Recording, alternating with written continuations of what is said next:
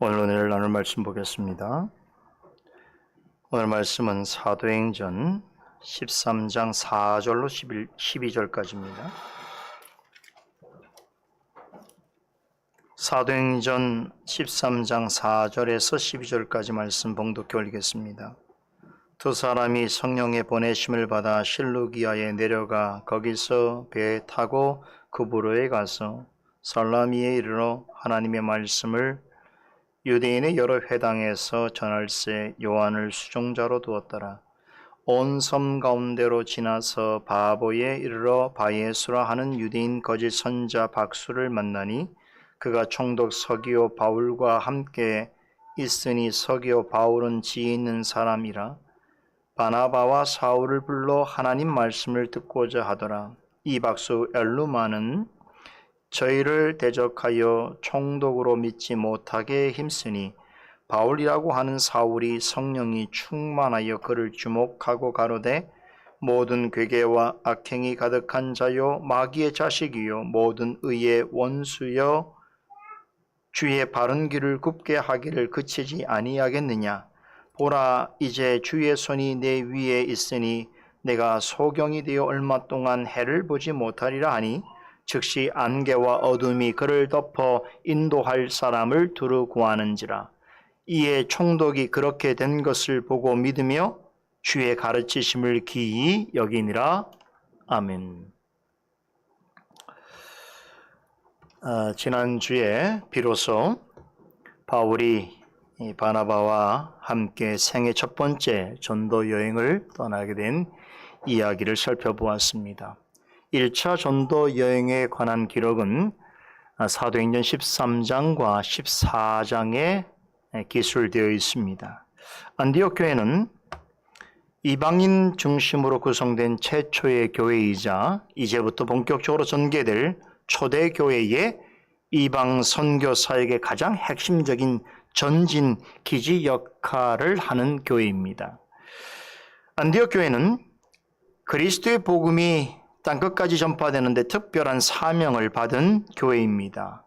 이 같은 중대한 사명을 잘 감당할 수 있도록 하나님께서는 이 교회에 특별한 은혜와 많은 능력을 풍성하게 부어주셨습니다. 또한 역사 속에 세워질 모든 주님의 교회와 성도들이 바라보고 추구해 가야 할 참된 교회의 본질인 교회의 보편성, 즉 보편교회의 실상을 잘 간직해 하셨습니다.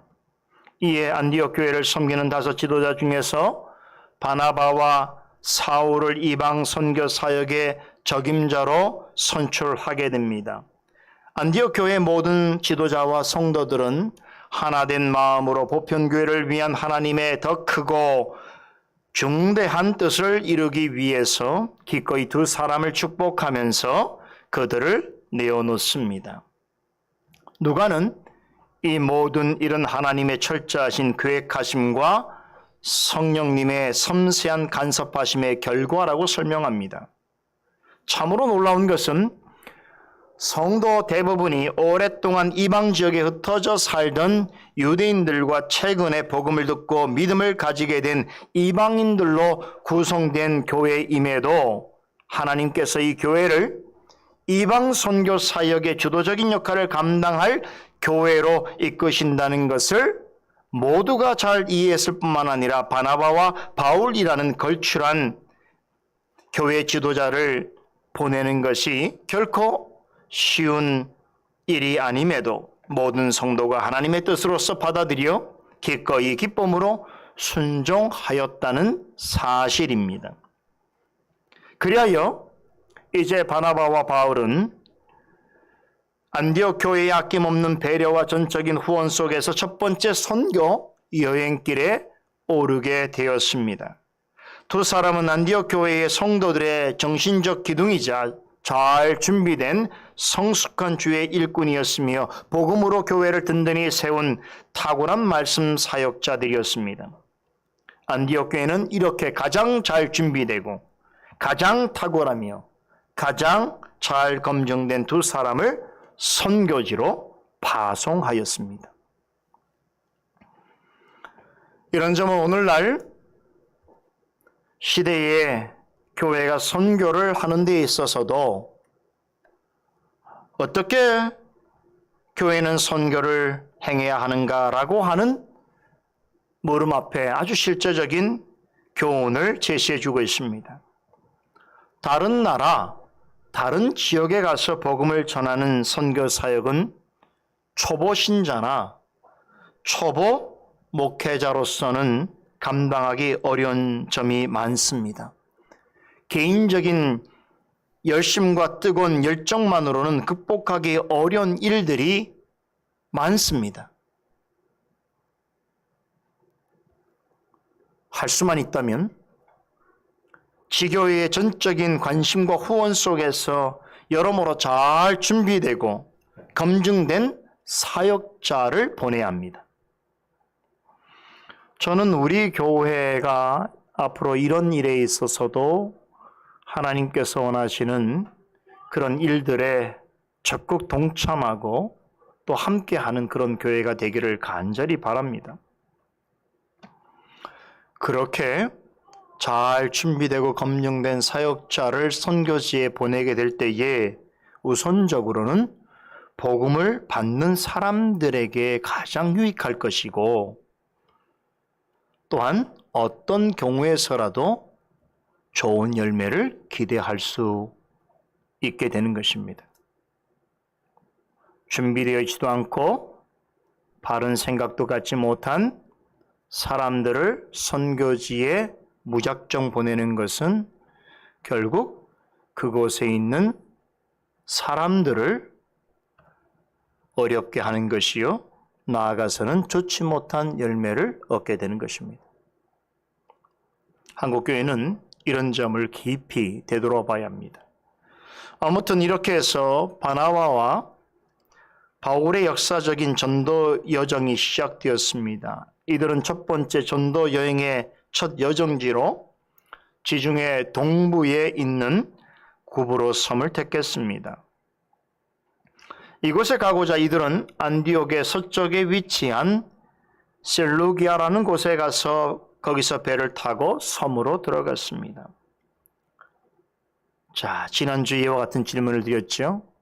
그렇다면 바나바와 바울은 왜 하필 선교 여행을 시작하는 첫 번째 여정지로 구브로 섬을 택하였는가?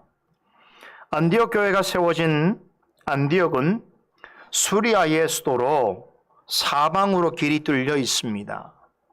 혹시 여러분 보신 지도를 기억하신다면 수리아 지역의 안디옥은 교통적으로 정말 최적의 환경을 가지고 있는 곳이어서 북쪽으로는 길리기아 지방으로 연결되어 있고 남쪽으로는 팔레스타인을 거쳐서 이집트와 북아프리카로 이어져 있습니다. 동쪽으로는 오늘날의 중동 지역을 지나서 아시아로 가는 육로가 나 있습니다.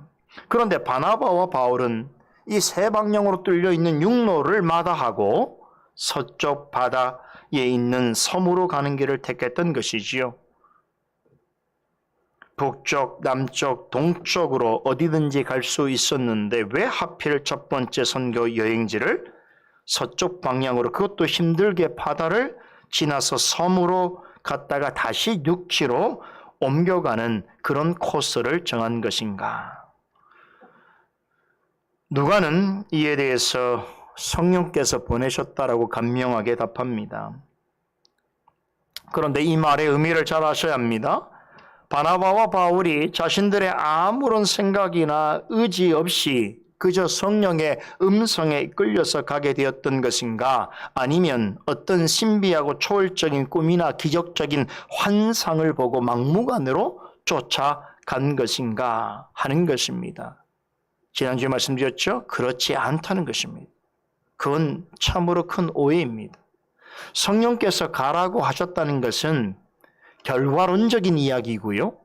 성령의 인도하심을 따랐다고 할 때에는 어떻습니까? 항상 그 성령의 인도하심을 따르는 사람은 의식적이고 논리적이고 신앙과 상식으로 그것을 선택할 만한 상당한 이유와 합당한 근거가 있다는 것입니다.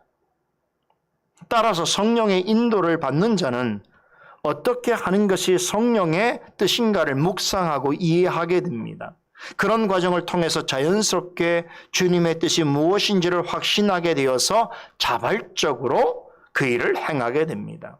바울과 바나바가 선교여행을 아무런 준비 없이 무턱대고 떠났을 거라거나 혹은 자기 의식 없이 무언가에 씌운 사람인 양 하늘의 음성이나 이상한 환상에 이끌려 가게 되었을 거라고 생각하면 안 됩니다.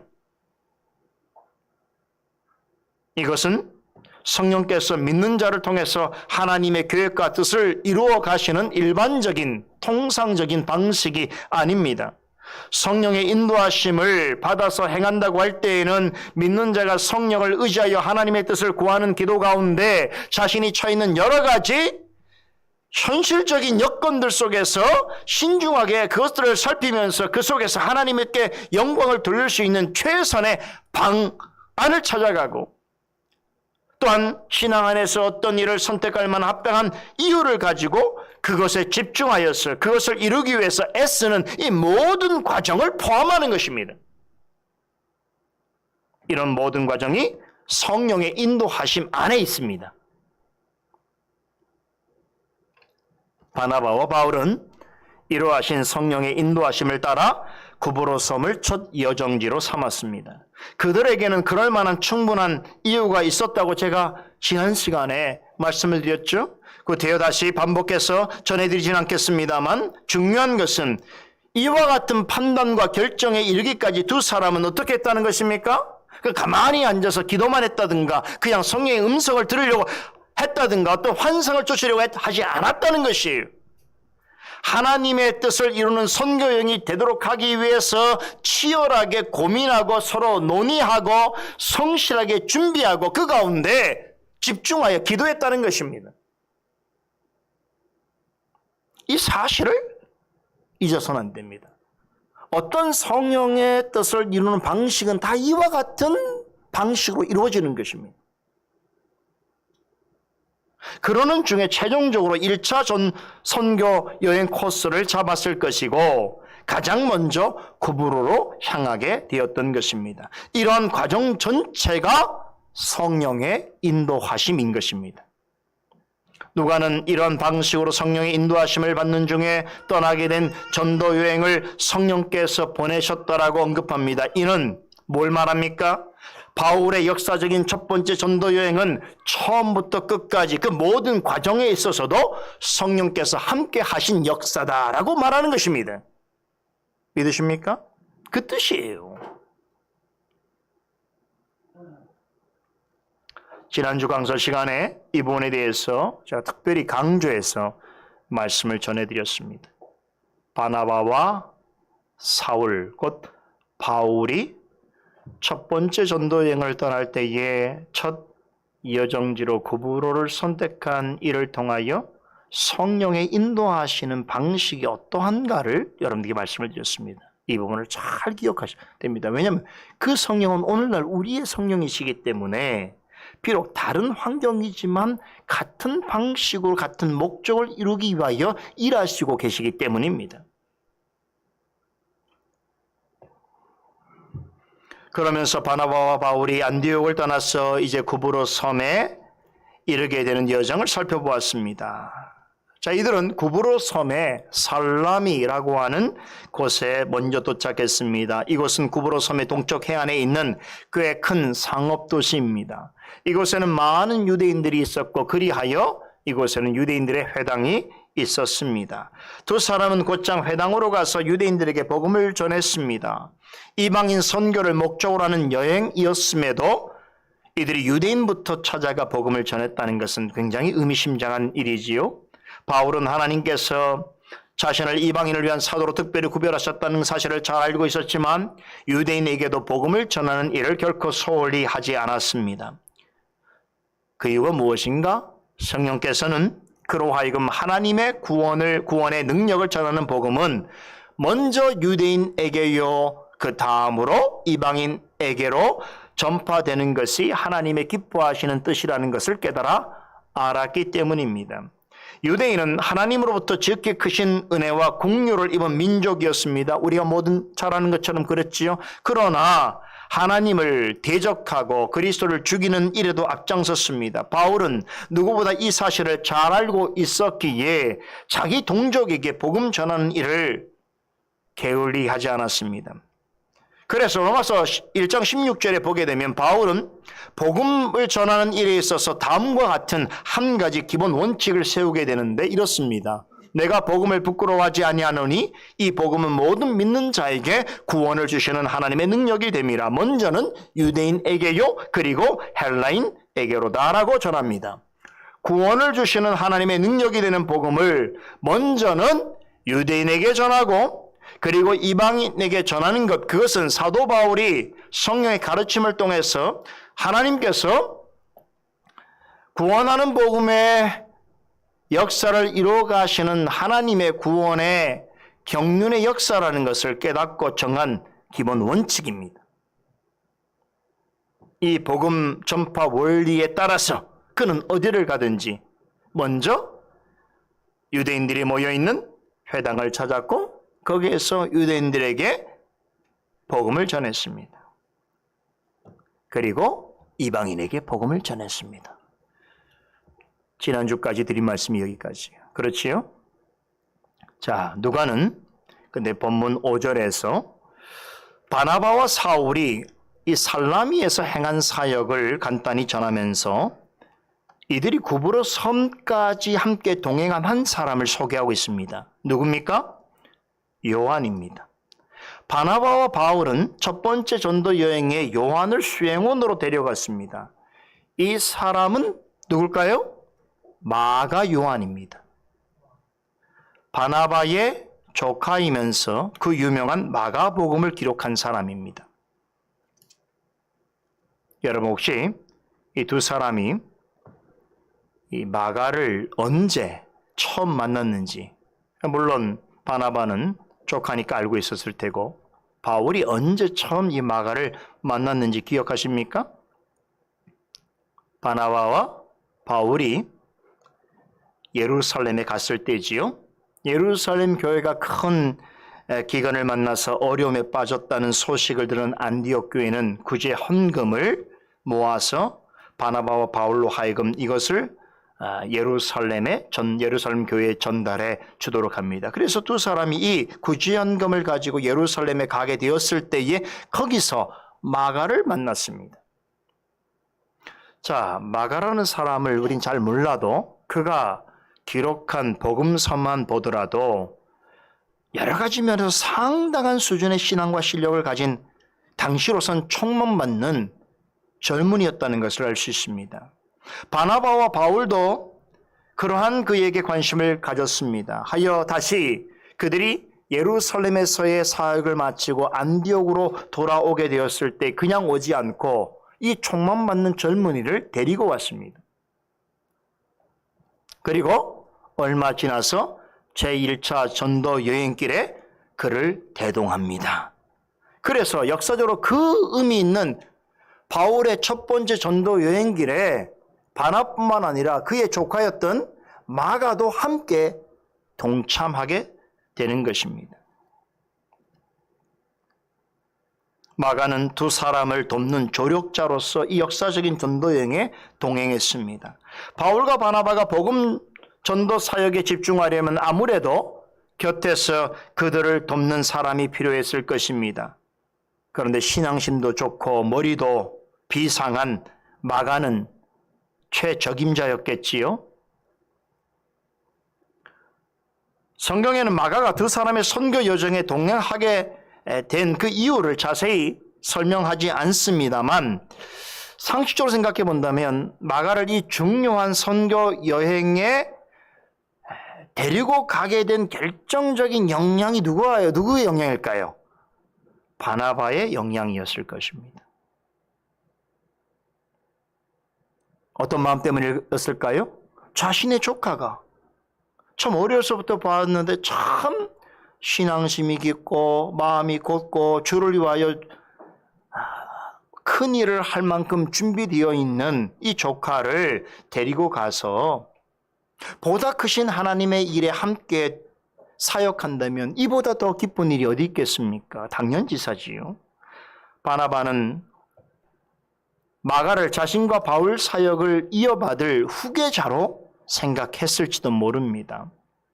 지금은 조력자에 불과하지만 언젠가는 큰 교회의 인물이 되어서 하나님을 위해서 큰 일을 감당하는 사람이 되기를 소망하는 그런 마음으로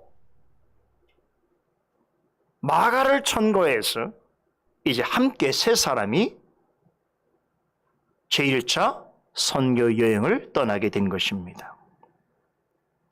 감동적이지요.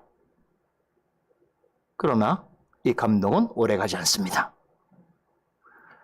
바나바의 이런 바램은 얼마 동안 유지되지 못합니다. 두 사람과 마가의 동행은 금방 끝이 납니다. 무슨 이유에서든지 마가는 이들과 더불어서 구브로 섬까지만 동행 함께하고 그리고 버가라고 하는 육지에 도달하자마자 그는 곧장 예루살렘으로 돌아가 버립니다.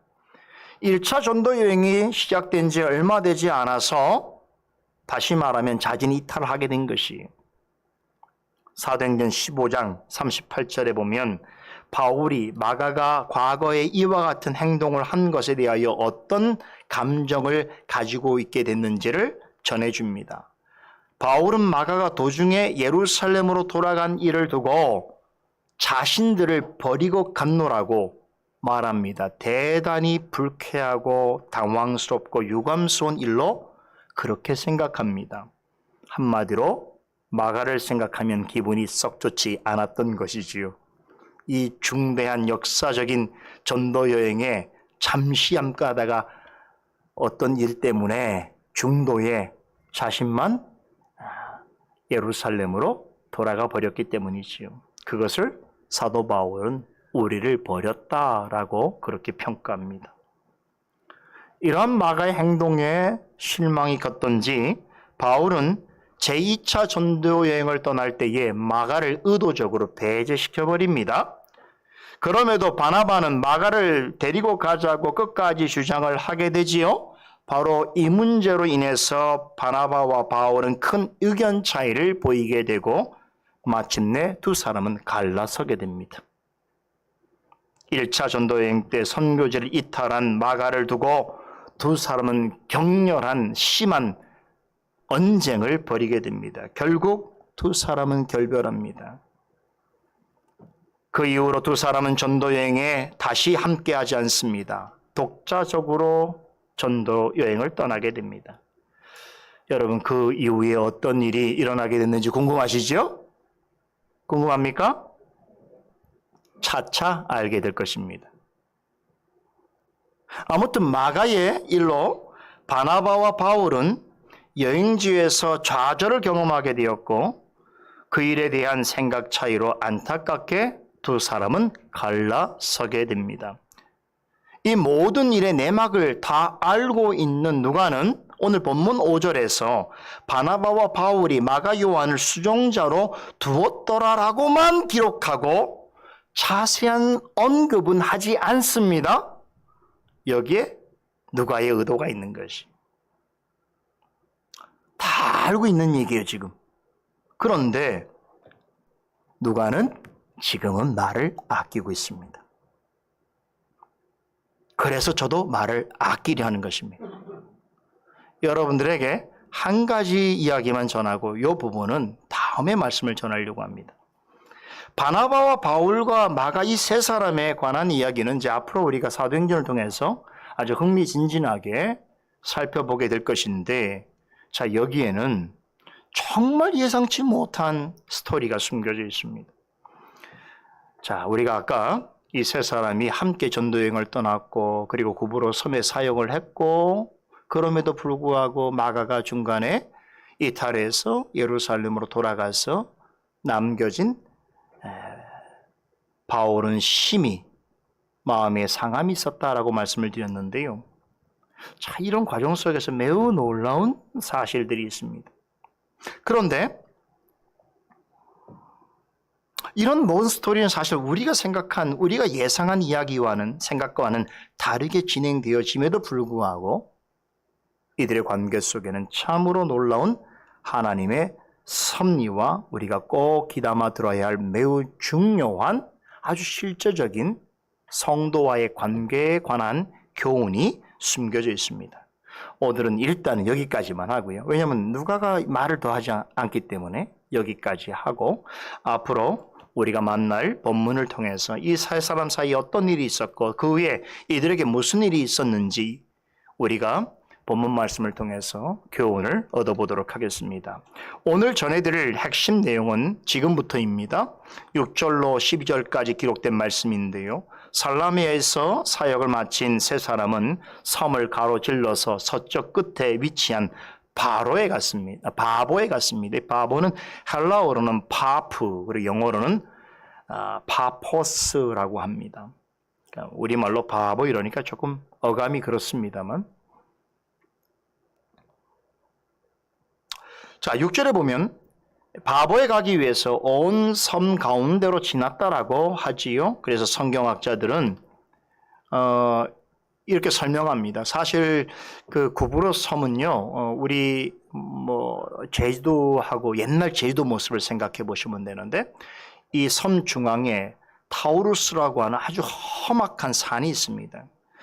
그래서 아마도 이 산을 어렵게 이렇게 지나서 중앙으로 지나갔기보다는 남쪽에 해안 쪽에 사람들이 많이 살기 때문에 아마 동쪽에서 남쪽 해안을 거쳐서 어떻게 한 거예요? 서쪽 끝으로 갔겠거니라고 많은 학자들이 이야기를 합니다. 근데 이 길이 대략적으로 한 150km 정도 된다고 합니다. 지금 같으면 자동차로는 몇 시간 내에 갈 만한 길입니다만 1세기 때 여러분 섬이라고 생각해 보세요. 1세기 당시의 섬이라고 우리가 생각해 본다면 이 150km를 육로로 그것도 섬의 환경 가운데 간다는 것은 대단히 멀고 험난한 여정이었을 것입니다. 이렇게 해서 이 길을 걸어서 이 걸어 동안 있었던 일들은 기록하지 않은 것이에요. 많은 일이 있었겠지요. 많은 사람들을 만났을 것이고 그들에게도 복음을 전하는 일들이 있었겠지만 그런 일들은 생략한 채 그렇게 먼 길을 걸어서 서쪽 끝에 있는 바보에 도착했다는 것이지요. 이 바보는 구브로 섬의 살라미와 더불어 가장 큰 도시입니다. 이 구브로 섬의 중심 도시라고 할 수 있는데요. 왜 그런가 하면 이곳에는 로마 총독의 간저가 있었고 비너스라고 불리는 그리스 여신인 아프로디테의 신전이 있었습니다. 많은 사람들이 밀집해 사는 그런 도시였다는 것이지요. 행정도시였습니다. 정치도시였습니다.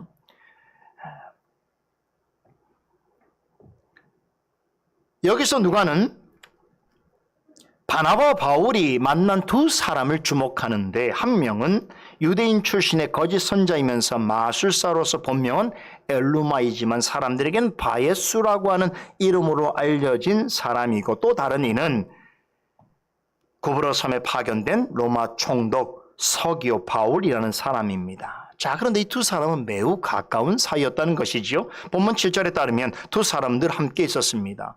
바울 일행은 서기오 총독의 초청으로 그의 관저에 가게 되는데 그때에 거기 함께 있던 두 사람을 만나게 되었던 것입니다.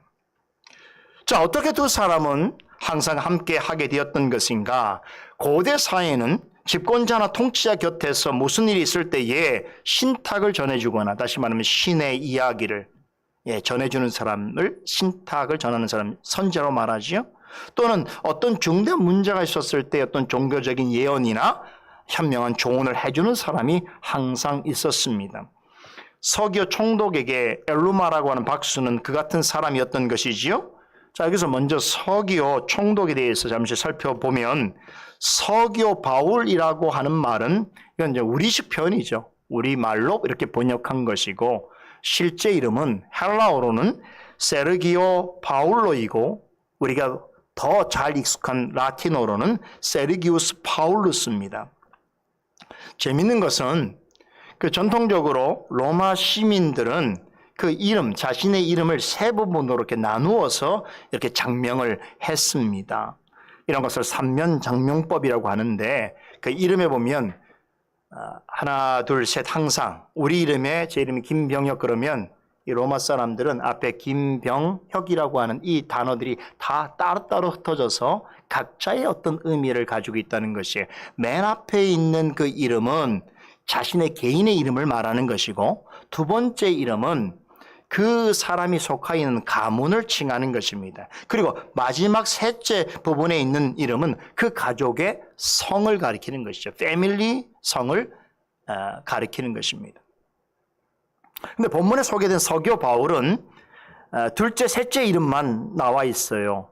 그러니까 서기오는 세르기우스라고 하는 가문에 속한 자라는 걸 말해주는 것이고 바울은 파울루스라고 하는 집안의 성을 가진 사람이라는 것을 말해주는 것으로 보아서 이 사람의 개인 이름은 우리가 알 수가 없습니다. 한 가지 확실한 것은 이 사람은 정통 로마인이고 상당히 높은 지위를 가지고 있다는 사실이죠. 그는 로마 총독입니다. 자, 여러분 로마 총독하면 누가 생각나지요? 여러분 잘 아시는 본디오 빌라도. 그렇죠. 그리고 이제 사도행전 후반부에 가면 일단은 들어만 두세요. 벨릭스 베스토라고 하는 총독이 또 나옵니다.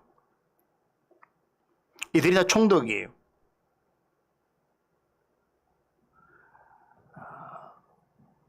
로마는 자신들이 개척한 거대한 영토를 효율적으로 통치하기 위해서 식민 지역에 총독을 파견해서 다스렸습니다. 자, 그런데 재밌는 것은 자, 이렇게 식민지를 가리켜서 좀 어려운 말로 속주라고 그러죠. 그런데 로마에는 두 가지 종류의 속주가 있었습니다. 하나는 로마 황제에게 속하여 있는 속주가 있었고 또 다른 하나는 로마 원로원에 속하여 있는 속주가 있었습니다.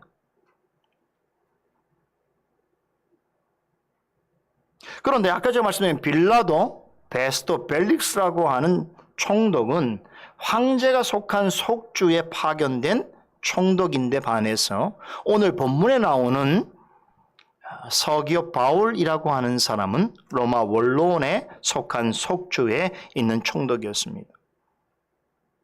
다시 말해서 빌라도, 벨릭스, 베스토는 황제가 속한 속주에 파견된 총독인데 오늘 본문에 나오는 서기오 바울은 로마 원로원에서 임명해서 그 원로원의 속주인 구브로섬에 파견된 총독입니다. 그런데 이 원로원에서 파견된 총독은 일종의 전권 대사가 될 만한 아주 엄청난 권한과 재량권이 주어진다고 합니다.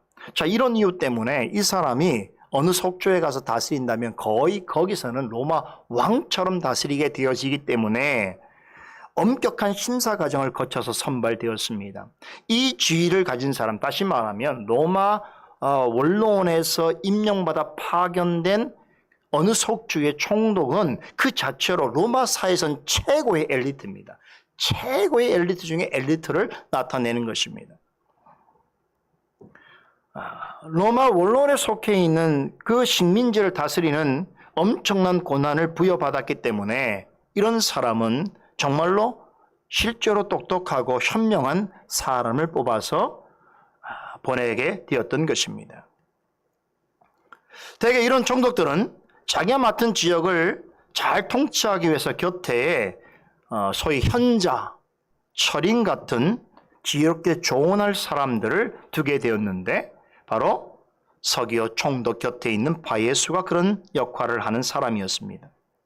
그런데 누가는 이 사람의 정체를 어떻게 밝히지요?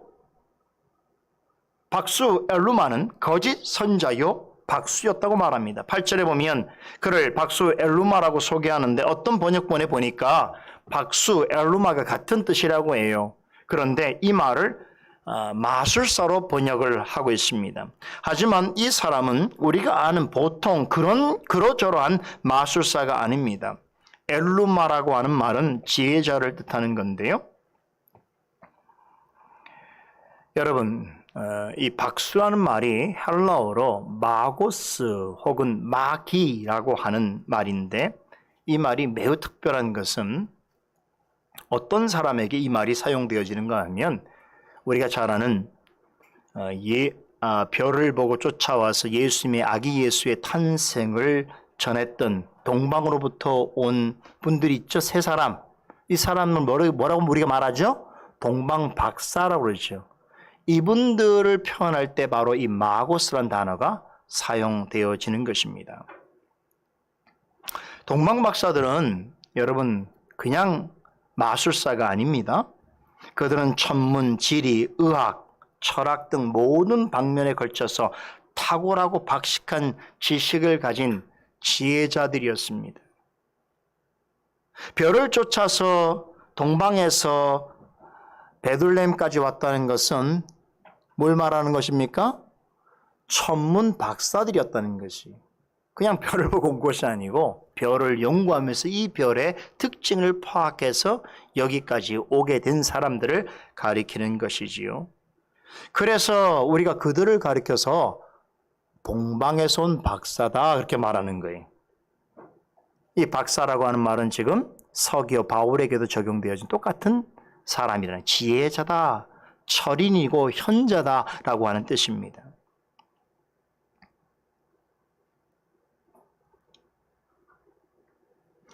총독 서기오 바울 곁에 있던 엘루마는 지혜자 혹은 박사라고 불릴 만큼 상당한 지식과 해안을 가진 사람이었습니다. 그런 까닭에 서기오 바울 곁에서 선자 노릇을 했던 것이지요. 다시 말해서 총독에게 앞일에 대해서 이러저러한 일이 있을 것이라고 예언해 주기도 하고, 또 어떤 문제를 해결하는 데 필요한 지혜와 조언을 전달해 주는 사람이었습니다.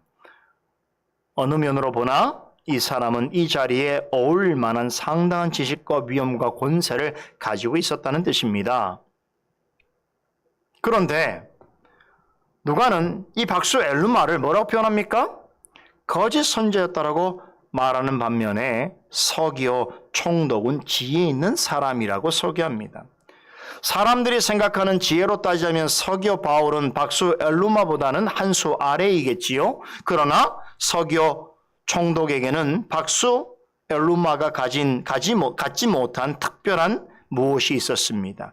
그는 바나바와 바울을 불러서 하나님의 말씀을 듣기 원했습니다. 생각해 보세요. 그는 전형적인 로마인입니다. 그리스도의 복음을 들어본 적이 없는 이방인입니다. 더군다나 그는 그리스도를 증오하고 그리스도인들을 멸시하는 로마 제국의 고위 관리입니다.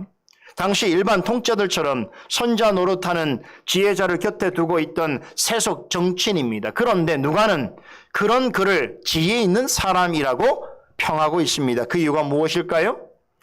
우리는 역사 속에서 어떤 진지하고 현명한 사람이라고 하더라도 얼마나 쉽게 허황된 신화와 미신과 같은 말에 속을 수 있으며, 또 다른 사람에 비해서 놀랄 만한 지상과 학식을 가지고 있으면서도 어떤 일로 한순간에 분별력을 잃어버림으로 마음을 상실한 짐승처럼 행동하고 또 잔인무도한 그런 독재자로 돌변하는 사람들이 많다는 것을 우리는 너무나 잘 알고 있죠. 역사를 통해서 우리는 배우는 교훈입니다. 그렇지요. 자, 서기오 바울도 그런 점에서 본다면 그런 통치자의 길을 걸을 수 있는 그런 사람이었다는 것이에요. 충분히 그럴 만한 사람입니다. 로마 총독은 세상적인 관점에서는 성공한 자리라고 말할 수 있겠지만 신앙적으로 볼 때는 어떤 자리입니까? 하나님을 대적하는 자리에 있는 사람입니다. 그는 어려서부터 철저하게 우상숭배적인 종교와 이교도적인 문화 속에서 망령되고 허탄한 신화와 미신과 세속적인 쾌락과 만족을 위해서 그런 목적을 추구하는 자로서 양육을 받았습니다. 그리고 그런 것을 갈망하면서 그것을 성취하고 거기서 만족과 기쁨을 누리는 삶을 경험한 사람입니다. 그런 것들이 지극히 당연하다고 생각하며 살아온 사람입니다. 그런데 그런 사람이 바나바와 바울을 공식적으로 초청했다는 것은 참으로 놀라운 일입니다. 더군다나 그들을 부른 이유가 뭡니까? 그들이 전한 하나님의 말씀을 듣고자 했다는 것입니다. 이것은 참으로 놀랍고 신비로운 일입니다. 이것이 의미하는 바가 무엇인가? 철저하게 세속적인 이교도와 우상 숭배자로 살아왔고 로마 사회에서 말하는 성공과 번영과 육신의 지식과 만족을 위해서 살아온 자의 마음 깊은 곳에 자신도 알지 못하는 하나님을 알고자 하는 어떤 거룩한 바램을 가지고 있었다는 뜻이지요. 엘루마와 같은 거짓 선자와 또 하나님을 대적하는 세상 지혜자들이 에게 둘러 덮여서 늘 그들이 전하는 거짓되고 허황된 신화와 또 미신과 같은 그런 이야기들을 통해서 여러 가르침을 받고 조언을 받아오던 그런 삶을 살아가던 사람이 그 중심에는 하나님을 경외하는 마음이 조금나마 있어서 그분의 하나님의 말씀을 배우고자 하는 열망을 가지고 있었다는 것은 이건 뭘 말하는 것입니까? 그는 지독한 이방인이었으나 그는 하나님의 택함받은 백성이었다는 것을 말해주는 것입니다. 이게 놀랍고 신비로운 일이라는 것입니다. 누가 보더라도 그런 환경에서는 그런 것인 줄 알고 그렇게 살아가는 것이 당연한 사람이 전혀 예상치 못한 일을 하고 있다는 것이죠. 이게 의문인 것이죠. 이게 우리가 가져야 될 질문인 것입니다. 어떻게 이런 일이 가능한 것인가? 저는 이 서교 총독을 생각하면서 불현듯 저희 머릿속에 이전에 우리가 사도행전을 통해서 배웠던 한 사람이 연상되어집니다. 누굴까요? 이 사람은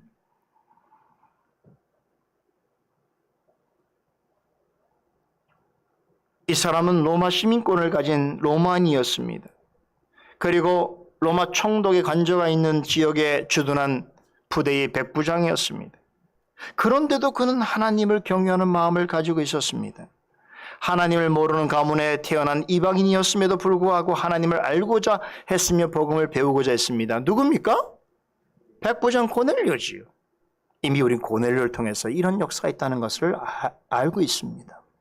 하나님께서는 사도 베드로로 하여금 그의 집에 직접 찾아가서 그와 그의 가정에 복음을 전하도록 해주셨습니다. 베드로가 전하는 설교를 듣고 있는 중에 그의 집에 모인 그를 포함한 이방인 모두에게 오순절에 120명의 제자들에게 임한 성령이 임했습니다. 그제서야 베드로와 그와 함께 그의 집을 방문했던 먼저 그리스도인 된 유대인들 형제들은 이방인에게 복음을 전하고 그들을 믿음의 형제 자매로 가족으로 받아들이는 것이 하나님의 기뻐하시는 뜻인 줄을 확신했습니다. 그래서 그들은 그때 예수 그리스도의 이름으로 고넬료와 그의 가정에 함께 모여있는 이방인들에게 뭘 했습니까? 세례를 베풀었습니다.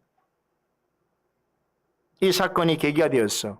예루살렘 교회는 비로소 이방인 선교 사역을 교회의 본질적인 사명인 것으로 인정하게 되었습니다. 그리고 그 즈음에 스데반의 박해와 예루살렘의 핍박 사건 때문에 터졌던 헬라파 유대인 그리스도인들에 의해서 안디옥에 있는 이방인들에게까지 복음이 증거되어지면서 이방인을 중심으로 최초의 교회가 탄생하게 되었죠. 이것이 바로 안디옥 교회입니다. 여러분, 나비 효과 같지 않습니까? 어떤 한 가지 일이 지금 어떻게 이렇게 하나님의 섭리 가운데 형성되어지는가를 보세요. 이 같은 역사적인 사실은 유대인이 아닌 사람 중에도, 다시 말해서 이방인 중에도 구원받은 하나님의 백성이 있다는 것을 명백하게 전하여 주고 있습니다. 서기오 총독도 그 중에 한 사람입니다. 하나님께서는 그가 하나님의 택한 백성이라는 것을 확증해 주시기 위해서 바나바와 바울을 구브로 섬으로 인도하셨습니다. 그러니까 구브로 섬으로 이들이 가게 된 한 가지 이유 중에 중요한 이유가 서기오 바울 같은 사람을 구원하려고 하는 하나님의 뜻이 있었기 때문인 것이지요. 그렇죠. 이것을 두 사람은 아무런 생각과 계획도 하지 못했지만 하나님께서 다른 이유 때문에 그들이 첫 번째 선교 여행의 첫 여정지로 구브로를 선택했지만 하나님께서는 그 구브로 섬에 막바지에 다른 그 사역의 지점에서 누굴 남겨두셨어요?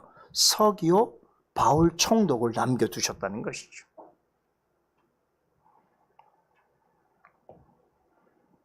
참 하나님의 섭리는 신비롭습니다.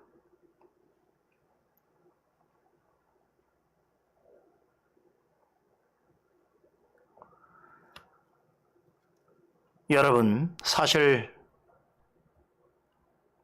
바나바와 바울이 서기오 총독을 만나게 되었던 것은 어떻게 해서 만나게 됐습니까? 총독이 그들로부터 하나님의 말씀을 듣고자 불렀기 때문이지요. 그러나 하나님께서 고넬료에게 그렇게 하셨던 것처럼 그에게 하나님을 경외하는 마음을 갖게 하셨기 때문에 그는 그들을 초청하게 되었던 것입니다. 그렇기 때문에 사실상은 현상적으로는 총독이 그들을 부르는 것이지만 신앙적으로 하나님이 그들을 보내신 것이지요. 이해되십니까? 왜 그렇습니까? 하나님께서 그와 같은 환경에 처해 있는 자의 마음을 온전히 지켜주셨기 때문에 그렇습니다. 여러분, 그는 그의 곁에 서 있는 바예수라고 하는 박수 엘루마의 영향을 받을 수밖에 없습니다. 그런데 놀랍게도 하나님께서는 그의 마음이 이 바예수와 같은 거짓 선지자들에게 완전히 빼앗기지 않도록 영적인 분별력을 갖게 해주셨다는 것이에요. 곁에 있는 거짓 선지자가 전하는 허탄한 말들과 허무맹랑한 가르침에 완전히 속아 넘어갈 수도 있는데도 불구하고 하나님께서 그렇게 하지 않도록 해주셨다는 거예요. 오랜 기간 동안 이교도적이고 미신적인 교훈에 노출된 그의 영혼이 완전히 상하거나 무디어질 법도 한데 하나님께서는 그에게 조금이라도 하나님을 경외하고 하나님을 바라는 마음을 갖게 해주셨다는 것입니다. 그렇게 하나님께서는 그의 영혼을 지켜주셨습니다. 그래서 도리어 거짓 선자의 말을 들으면 들을수록 그것으로 만족하지 못했다는 것이에요. 거짓 선자가 이 박수 엘루마가 여러분 철학, 종교, 과학, 역사 그 외 많은 부분에서 엄청난 지혜로운 조언을 그에게 주었을 것입니다.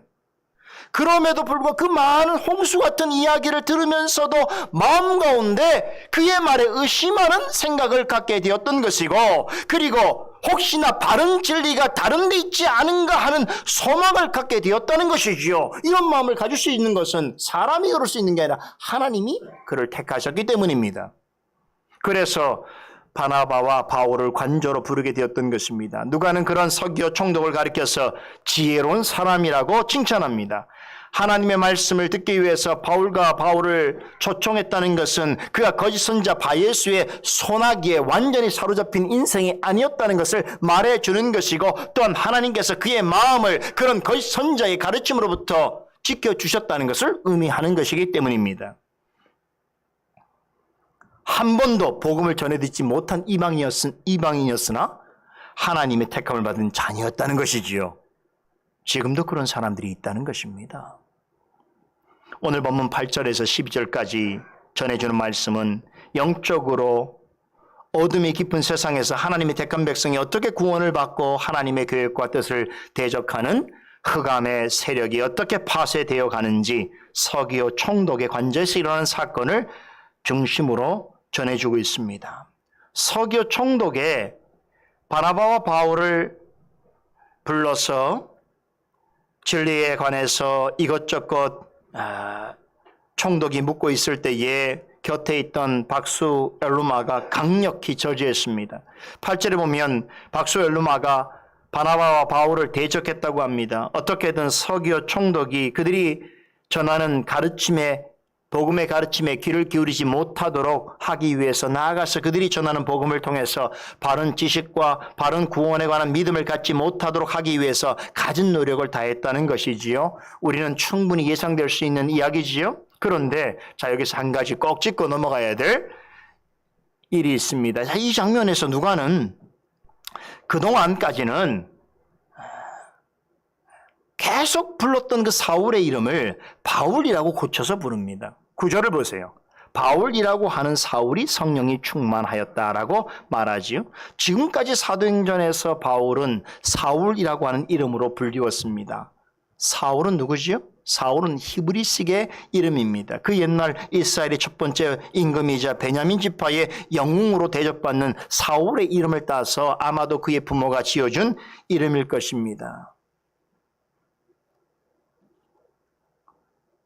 바울은 로마식 이름으로 총독 서기오처럼 세 번째 이름입니다. 즉 그가 속한 집안을 나타내는 이름인데요. 자, 이렇게 보면 어떤 부분에 있어서는 지금 이 총독 서기오도 이름이 바울루스예요. 그의 가문도 그의 가정의 첫 번째 그 성도 바울루스고, 그리고 이 사울도 히브리식 이름을 라틴어로 바꾸면은 바울루스가 되니까 누가가 의도적으로 이제 바울루스라는 사람도 나왔으니 이 사울의 이름도 바울루스, 즉 바울로 변하여 부르는 것이 아닌가, 쉽게 말하면 모양새를 잘 맞추기 위해서 이렇게 한 것이 아닌가, 그렇게 해석하는 신학자도 있습니다만 저는 그렇게 보지 않습니다. 여기는 굉장히 중요한 영적인 두 가지 의미가 있어요. 즉 사울의 이름으로 불렸던 그 이름이 지금부터는 바울의 이름으로 불리는 데 있어서 하나님이 어떤 뜻이 있었겠는가 하는 것입니다. 첫째는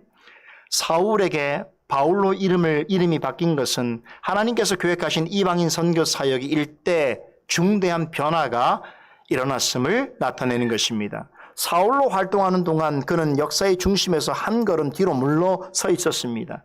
전에 제가 말씀드린 적이 있는데요. 바울의 행적 기간 가운데 숨겨진 시간이라는 것이 있습니다. 다메섹 도상에서 부활하신 예수 그리스도를 만난 이후로 13년 동안이나 그의 행적에 관한 구체적인 기록이 없습니다.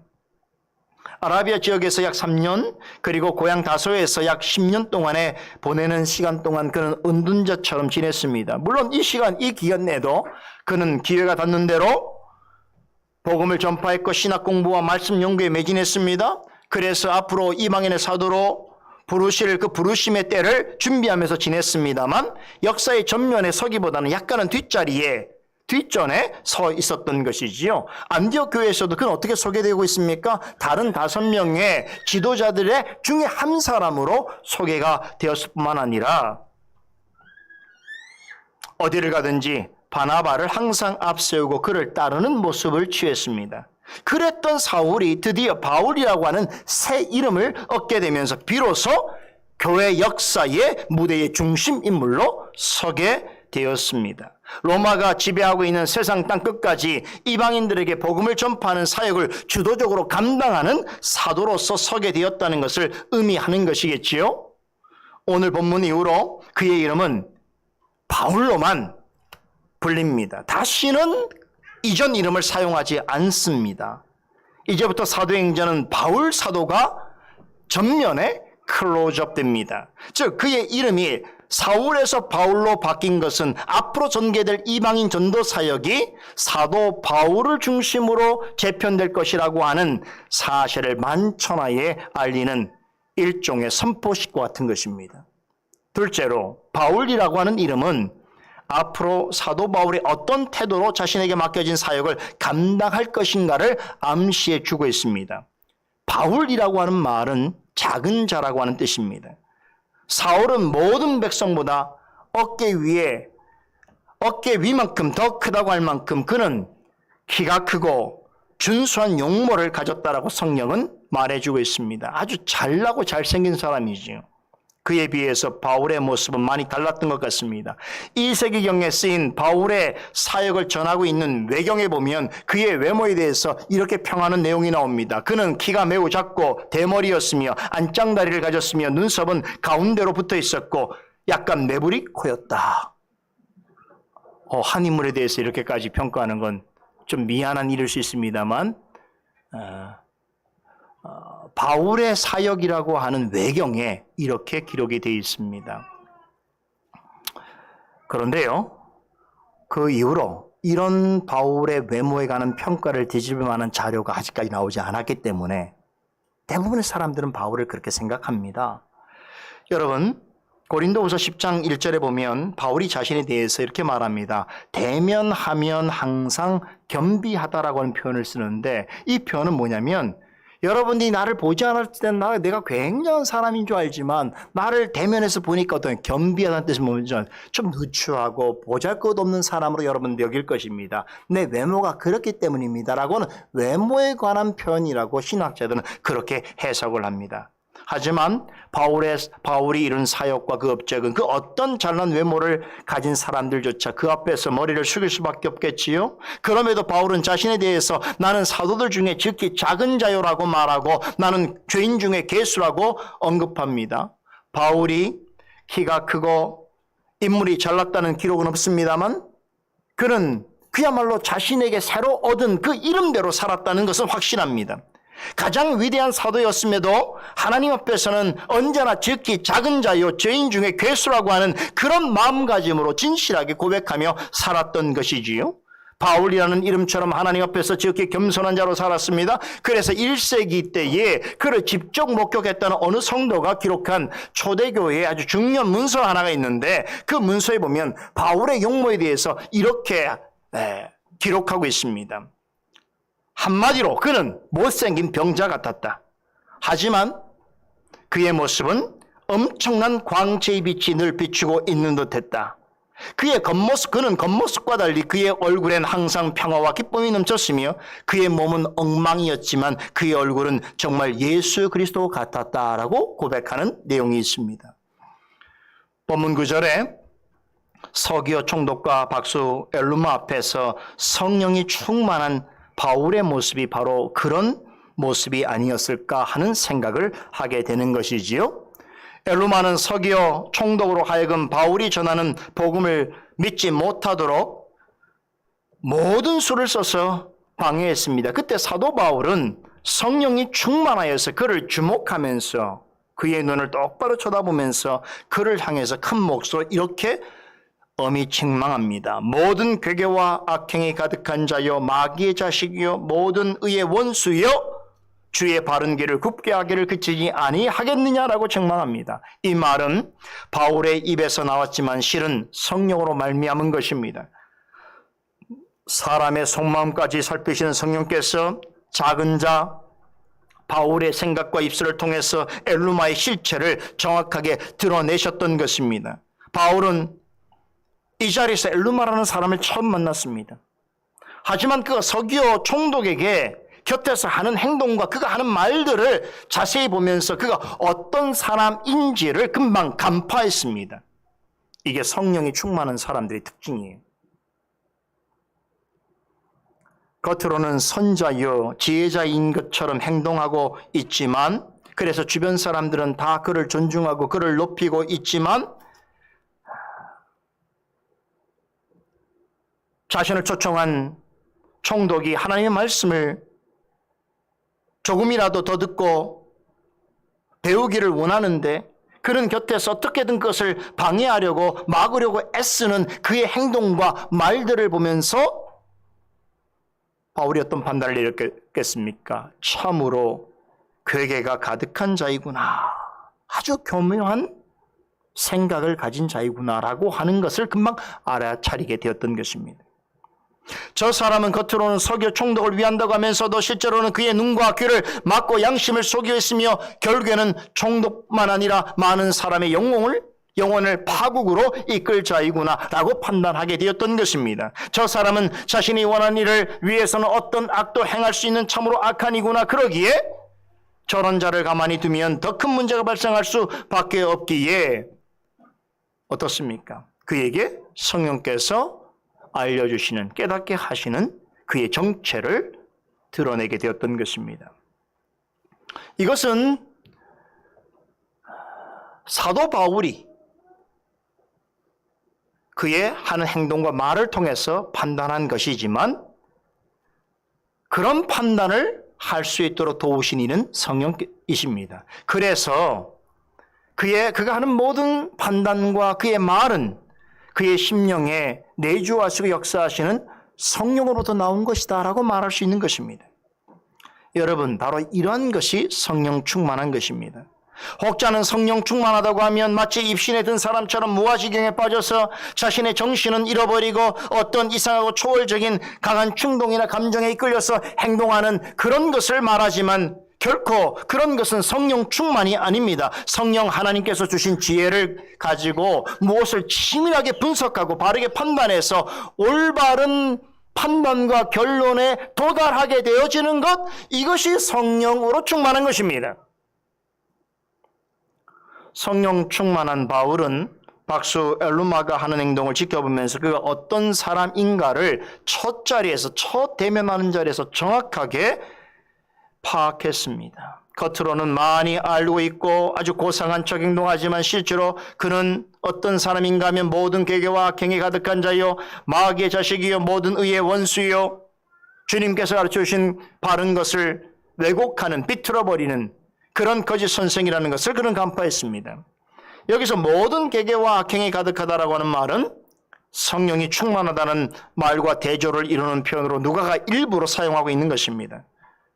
바울의 정신은 성령으로 충만한 데 반해서 엘루마는 뭐라고 말하는 것입니까? 그의 머릿속에는 그의 양심 속에는 진리와 완전히 반대되어지는 온갖 거짓과 기만과 해악과 불의가 충만하다라고 하는 것을 강조하기 위해서 이 표현을 사용하는 것입니다. 여러분 이렇게 마음속에 온갖 거짓과 기만과 악과 불의가 가득한 사람은 누구입니까? 결국 마귀의 자식이지요. 마귀에게 완전히 사로잡혀서 그의 의도대로 쓰임받는 사람입니다. 이것은 소위 우리가 알고 있는 귀신 들린 현상과는 다릅니다. 귀신 들린 사람은 자신의 생각과 의지와 상관없이 행동합니다. 소위 조현병 환자들처럼 정신 나간 사람처럼 그렇게 행동하지요. 하지만 엘루마와 같은 사람은 겉으로는 아주 멀쩡해 보입니다. 하지만 자신의 의지대로 말하고 행동하는 것 같지만 처음부터 끝까지 누구의 생각을 대변하고 있습니까? 마귀의 생각을 대변하고 있기 때문에 이 사람을 가리켜서 마귀의 자식이라고 말하는 것입니다. 스스로 자신의 생각을 하고 자기 스스로 행동한다고 하지만 실제로는 마귀의 생각과 의도를 드러내고 있는 것입니다. 그러기에 이런 사람은 마귀의 자녀입니다. 그래서 바울이 엘루마를 향해서 너는 마귀의 자식이요 모든 의의 원수라고 말한 것입니다. 엘루마는 미친 사람처럼 말하거나 행동하지 않았습니다. 여전히 선자나 지혜 있는 자처럼 그럴싸한 태도와 음성으로 말하고 행동했습니다. 여태까지 그런 모습으로 속여 총독과 주변 사람들을 속이고 기만해 왔습니다. 그는 분명 마귀가 아닙니다. 하지만 그의 의식은 마귀의 생각으로 충만해 있습니다. 늘 마귀가 원하는 생각을 하고 그것을 대변하면서 살아왔습니다. 성령의 생각으로 충만한 바울은 단번에 그의 실체를 정확하게 간파했습니다. 그래서 성령 충만한 사람은 마귀의 생각이 충만한 사람을 알게 돼요. 그런 사람을 보고 당신은 마귀의 자식이다라고 말할 수 없더라도 알게 돼요. 아, 마귀의 생각으로 충만해 있구나. 그럼 내가 저 사람에게 어떤 태도를 취해야 할 것인가? 우리 성령 충만한 사람을 알게 되는 것이죠. 자, 그 다음은 어떤 그러면 바울이 행동을 해야 할까요? 바울은 서교 총독에게 여러분 이렇게 전할 수도 있었을 것입니다. 지금 자신이 첫 대면하는 자리지만 박수 엘루마가 어떠한 사람인지 정체를 정확하게 간파했기 때문에 총독에게 이렇게 말할 수 있었을 것이에요. 총독님, 제가 보기에는 저 옆에 있는 박수 엘루마는 결코 좋은 사람이 아닌 것 같습니다. 저 사람은 오히려 총독님을 더 위태롭게 만들 수 있고 또 많은 사람들을 거짓된 것으로 인도할 수 있으니 저를 멀리하고 더는 곁에 두지 마십시오라고 얼마든지 충고할 수 있었을 것입니다. 조언할 수 있었을 것입니다. 그런데 바울은 뭐라고 말합니까? 그렇게 말하지 않죠. 총독이 보는 앞에서 엘루마를 향해서 직접적으로 너는 괴계가 가득하고 악행이 가득한 자며 너는 마귀의 자식이며 모든 의의 원수라고 그렇게 외칩니다. 그러면서 너는 주님의 바른 길을 굽게 하는 짓을 그치지 못하겠느냐라고 책망합니다. 여러분 왜 이렇게 말한 줄 아세요? 인간관계를 생각해보면 이렇게 말할 수 없는 것이죠. 그럼에도 불구하고 바울은 왜 성령 충만한 바울은 이렇게 말을 했는가 하면 엘루마가 단지 나쁜 사람이라는 것을 말하기 위해서가 아닌 것입니다. 오히려 그는 영적으로 더욱 주의해야 할 주적이라고 하는 것을 총독에게 알려주기 위해서 그런 것입니다. 바울이 엘루마를 가리켜서 너는 괴계와 악행이 가득한 자다. 너는 마귀의 자식이며 모든 의의 원수라고 말하는 것은 영적인 관점에서 그를 평가한 것입니다. 그가 도덕적으로나 윤리적으로 나쁜 사람이라고 하는 뜻이 아닙니다. 하나님이 보시기에 이보다도 나쁜 사람이 있다는 것이죠. 그 사람이 어떤 사람이라는 거예요? 언제나 마귀의 생각으로 충만하여서 하나님을 올바로 믿는 것들을 방해하고 저해하려고 하는 의도와 생각을 가진 사람, 그런 사람이야말로 하나님을 알고자 하는 사람이 가장 주의해야 할 사람이라는 것을 드러낸 것입니다. 여러분, 엘루마의 최대 관심은 무엇입니까? 서기오 총독으로 하여금 바울이 전하는 말씀을 믿지 못하게 하는 것입니다. 어떻게 해서라도 총독이 하나님의 말씀을 믿지 못하게 하려고 애를 썼습니다. 이것은 마귀의 최대 관심사와 동일합니다. 마귀는 무슨 수를 써서라도 우리로 하여금 하나님의 말씀에 관심을 갖지 못하게 하고 말씀을 믿지 못하게 하려 합니다. 마귀는 이 목적을 이루기 위해서 엘루마 같은 사람을 사용합니다. 우리는 그동안 사도행전을 공부하면서 엘루마 같은 사람을 여럿이 보았지요. 여러분, 가장 대표적인 인물 한 사람을 꼽으라면 누구겠습니까? 저는 예루살렘 공회원들을 예로 들고 싶습니다. 이들은 베드로와 요한을 불법으로 감옥에 가두었습니다. 그러나 더는 잡아둘 명분이 부족하자 그들을 불러 다시는 예수의 이름을 전하지도 말고 예수에 대해 가르치지 말라고 엄포하면서 그들을 풀어주는 척했습니다. 예루살렘 공회원들과 엘루마는 같은 부류의 사람들입니다. 왜 그렇습니까? 이들의 관심사는 마귀 관심사와 동일하기 때문입니다. 그리스도의 복음이 바르게 전해지는 것에 대하여 대단히 우려하면서 어떻게든 사람들이 말씀을 믿지 못하게 하려 하는 것입니다. 이들이 이런 일을 하는 것은 누가 시켜서 하는 것이 아닙니다. 자신 스스로가 이것이 옳다고 여기기 때문인 것입니다. 그런데 이런 생각과 행동이 누구를 꼭 빼닮은 것입니까?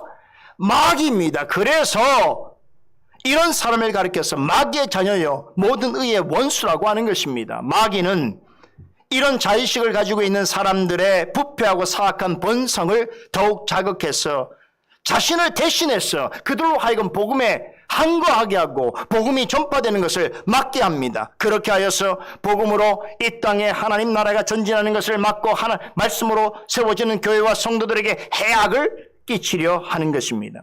그런데 베드로와 요한은 공회원들이 마귀를 대신해서 마귀적인 생각을 강요하고 위협할 때 뭐라고 답변했습니까? 그 유명한 하나님 앞에서 너희의 말을 듣는 것이 하나님 말씀 듣는 것보다 옳은가 너희가 스스로 판단해보라. 우리는 보고 들은 것을 말하지 아니할 수 없다라고 답변하지 않았습니까? 이게 정답이지요?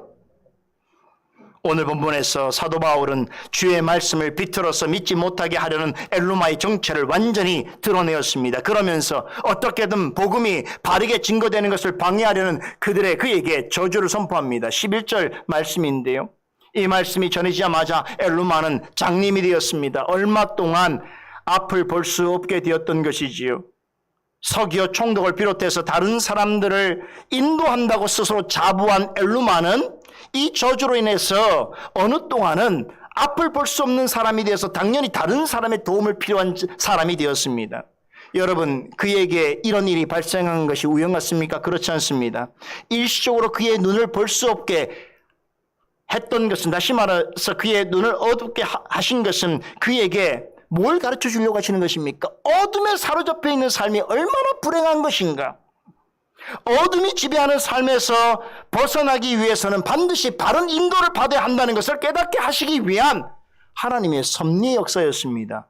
그런데 놀라운 것은 그가 평생 동안 그렇게 앞을 보지 못하는 삶이 된 것이 아니라 일시 동안 그랬다는 것이죠. 이것을 봐서 많은 신학자들은 엘루마 같은 사람에게도 하나님께서 구원의 기회를 주실 수 있다라고 말합니다. 전설에 따르면 이 일 이후에 엘루마가 회개하고 예수를 믿었다는 이야기가 있습니다만 어디까지나 전설은 전설이지요. 하지만 엘루마 같이 큰 죄인이라도 진정으로 예수를 믿고 회개한다면 구원받을 수 있는 것이 복음입니다. 그는 눈을 얼마 동안 볼 수 없게 되었지만 그럼으로써 오히려 그는 자신이 어두운 자요, 어둠에서 해방하기 위해서는 반드시 바른 인도를 받아야 된다는 것을 깨닫고 회개하고 돌아섰다면 아마 그는 복된 삶이었다고 말할 수 있을 것입니다. 자, 그럼 서기오 총독은 어떻게 되었을까요? 본문 12절 이같이 전합니다. 이에 총독이 그렇게 된 것을 보고 믿으며 주의 가르치심을 기이 여기니라. 자, 조금만 더 말씀을 드릴게요. 오늘 이 본문 말씀을 우리말 번역으로 보게 되면 조금 오해의 소지가 있습니다.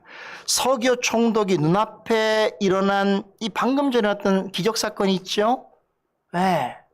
엘루마에게 일시 동안 앞을 볼 수 없게 만든 바로 그 사건을 비로소 그것을 보고 나서 믿게 되었다라고 하는 식으로 본문을 이해할 수 있습니다. 오해입니다. 원문 성경의 의미를 살펴보니까 총독이 믿게 된 것은 이 발생한 어떤 사건 때문이 아니라 주의 가르치심 때문입니다. 그래서 원문에는 믿다라는 말이 맨 뒤에 있어요. 다시 말하면 그가 믿은 것은 어떤 사건 때문이 아니라 주의 가르치심 때문에 믿게 되었다는 것인데, 여러분 그렇다면 총독이, 이 서교 총독이 기이하게 여긴 것이 무엇이겠습니까? 한마디로 그가 무엇 때문에 놀라움을 금치 못하면서 믿게 되었다는 것입니까? 야, 재밌는 거죠. 여기에 바울의 가르침이라고 말하지 않습니다. 분명히 바울이 가르친 것 때문에 믿게 되었는데 바울의 가르침이라고 말하지 않고 주님의 가르치심이라고 말하고 있습니다. 총독은 바울의 가르침을 듣고자 그와 바나바를 초청했습니다. 그리고 그의 가르침을 집중하여 들었습니다. 그런데 그가 참으로 기이하게 여긴 것이 있습니다. 그것은 바울이 권위 있게 전한 가르치심이 곧 주님의 가르치심이었다는 것입니다. 분명히 바울이 전하는 목소리를 들었고 그의 입술로 교훈하는 가르침을 들었는데 그것이 사람의 가르침이 아니라 주께서 가르치시는 소리라고 그는 들었다는 것이 기이하다는 것입니다. 뿐만 아니지요. 마지막에 바울이 엘루마에게 전한 저주가 그대로 이루어지는 것을 보았을 때에 그것조차 주님께서 행하시는 징계로 여겼던 것입니다. 이 모든 일을 엘루마처럼 어떤 속이는 말이나 허탄한 미신 같은 행위로 하지 아니하고, 여태까지 엘루마는 그 앞에서 그렇게 행동했을 거란 말이에요. 어떤 미신적이고 어떤 기적적이고 신비적이고 마술적인 모습을 통하여 자기의 권위를 드러내지 않았겠습니까? 그런데 바울은 어떻겠습니까? 오직 말씀으로만 참된 진리를 전하고 복음을 전하고 생명을 전하고 기적을 행했다는 것이에요. 이 사실을 바라볼 때에 놀라게 되었다는 것입니다. 자기 곁에 있던 엘루마와는 수준이 완전히 다른 사람이라는 것을 알게 되었다는 것이지요. 바울과 바나바 같은 사람이 오직 말씀을 전하고 그렇게 증거되어지는 말씀을 듣고 깨달음을 얻어서 마침내 주님을 믿게 되었다는 것, 그것이야말로 참으로 기묘한 것이고 놀라운 것입니다. 그래서 서교 총독은 이것은 주님의 행하심이 아니라면, 주님의 가르치심이 아니면 있을 수 없는 일이구나라고 깨닫게 된 것입니다. 이것이 주님의 가르치심이 기이 여겼다라고 하는 뜻입니다. 이제 말씀을 마치면서 여러분, 지금 우리 곁에는 바울과 바나바 같은 이가 없습니다. 하지만 바울과 바나바를 통해서 주님의 가르치심을 나타냈던 것과 동일한 역사는 지금도 계속되고 있다는 사실을 여러분 기억하시기 바랍니다. 어디에 있는 교회든지 그 강단에서 바울과 바나바처럼 오직 말씀을 바르게 전하고 바르게 가르칠 때에 서기오 총독처럼 그 말씀을 주님의 가르치심으로 깨닫고 믿음으로 일어서는 사람들이 나타나게 될 것이라는 것입니다.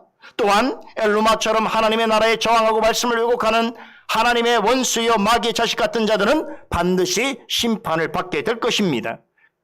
그렇게 바울과 바나바가 오직 하나님의 말씀을 들고서 영적으로 어두운 세상을 향해서 한 걸음씩 나아갔듯이 우리도 성령을 의지하면서 오직 말씀을 가지고 담대하게 나아가게 될 때에 서기오 총독처럼 그렇게 믿는 자를 얻게 될 것이고 엘루마처럼 주님의 원수를 이기게 될 것입니다. 그런 과정을 통해서 이 땅에 주님의 교회가 든든히 서가게 될 것이고 나아가서 하나님의 나라가 확장될 것입니다.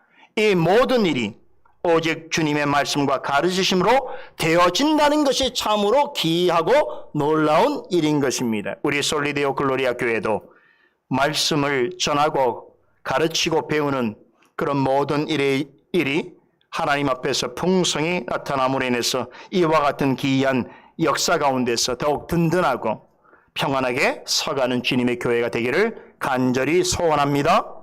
기도하겠습니다. 거룩하신 하나님 감사합니다. 오늘도 우리에게 주신 말씀을 통해서 복음과 교회의 본질을 잘 이해할 수 있도록 도와주시니 감사를 드립니다. 이 말씀은 오늘 우리가 사는 역사 속에서도 동일하게 이루어지고 있사오니 하나님 우리에게도 바나바와 바울 같은 믿음을 주시고 또한 담대하게 말씀을 가르치고 전하고 배우는 역사를 통하여 이 땅에 원하시는 주님의 교회를 더욱더 든든히 세워가며 또한 하나님의 나라를 더 크게 확장해가는 일에 쓰임받는 우리 모두가 되게 하여 주시옵소서. 예수 그리스도 이름으로 기도드리옵나이다. 아멘.